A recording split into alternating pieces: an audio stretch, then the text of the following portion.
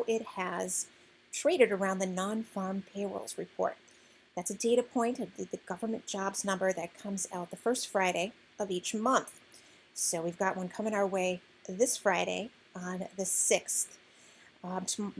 Tonight is Wednesday night. Tomorrow is Thursday. So Thursday, that's your last day to set yourself up and get into a trade ahead of that number if you want to play it.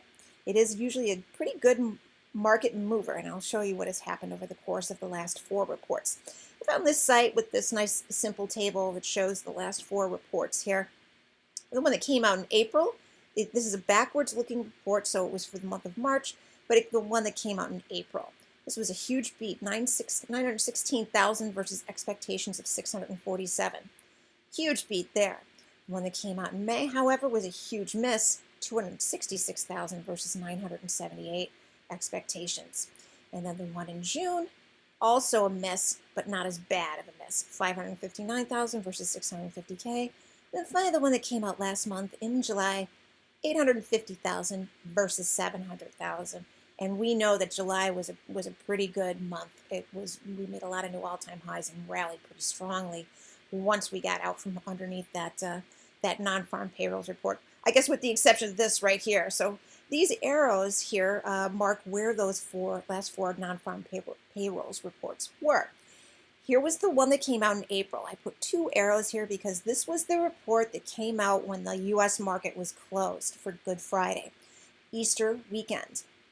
So that was the first Friday in April was Good Friday. So U.S. markets were closed, and you can see here was Thursday going into the long weekend, and then here was when we got back from the long holiday weekend.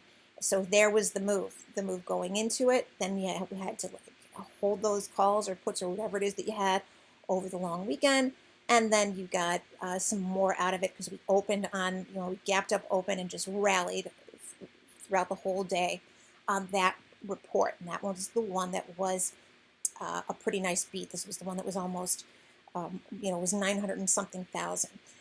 And then here you had the one that came out in May that was a huge miss. And that was basically, the high of the move. We topped out there and rolled over the next trading day. And you can see that we had a nasty little sell-off, and we tried to bounce out of that and sold off again. But finally, it took all the way until May 19th before we finally bottomed out after the damage caused by that non-farm payrolls number. Here was the one that came out in June.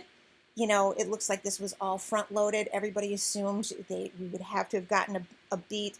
We didn't. We had a miss, but it was just a small miss, so we kind of just went nowhere and really didn't do much.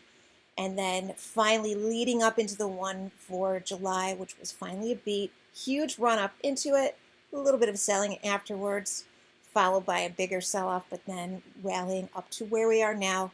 And as we wait on the next non-farm payrolls report, which comes out on Friday. Now we got the ADP report this morning, and it was a huge miss, like by 50%. They were expecting 653,000. I think it was like 330,000 was the number. But that's for private payrolls. The government report takes into account a much wider swath of employment. So a lot of people have been saying that during COVID, you can't really use that ADP report as your precursor. It hasn't been a good, accurate precursor. Sometimes it has been a big beat, and then the non-farm payrolls has been a big miss, and vice versa. So today, you can see that yesterday we rallied up and we got our new all-time closing high, and then today we had an inside day that rested in the upper half of yesterday's big range. And so tomorrow, the day before we go into that payrolls report, that NFP number, what will we do? Will we sell off and be down here, or are we going to run up into that number? So let's, just food for thought. I just wanted to show you what has happened around the last few reports and show you that, the market really waits and reacts to it, with the exception of when we run up into the number. And right now we are kind of sideways around it. Yes, we did kind of run up into it, but we have been sideways for quite some time now. So maybe that's a good sign that the market wants to wait and see.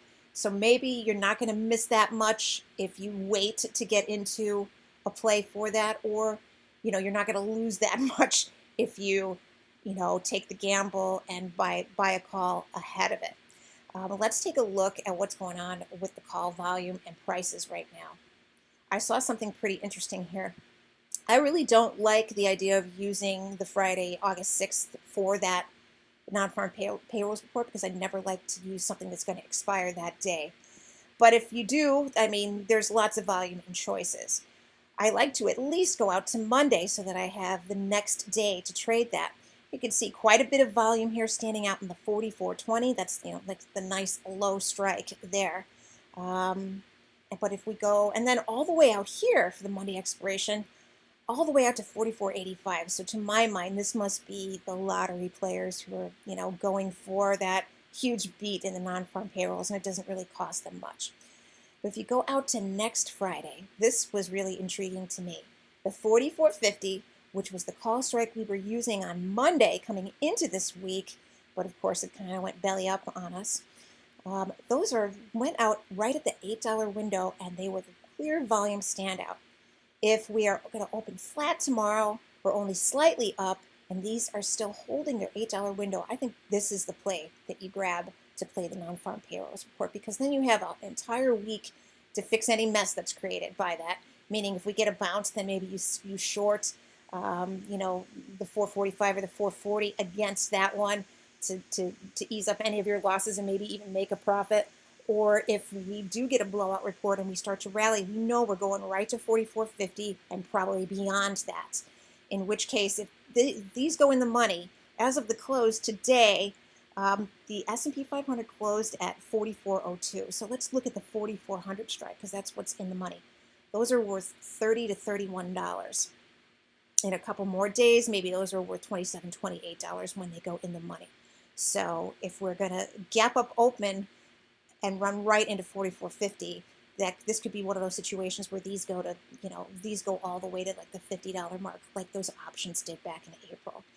If it's a bad report, however, you've got a pretty far out of the money, and maybe if we gap down, open below 4,400, you've got a bum call that's, $50 out of the money. Maybe they'll come back at the end of the week. You can either just take your loss because you're only going to buy one or maybe two of these, or you wait for that bounce and you short a lower strike against it, such as the 44.40 or something like that, and just play your cards out from there.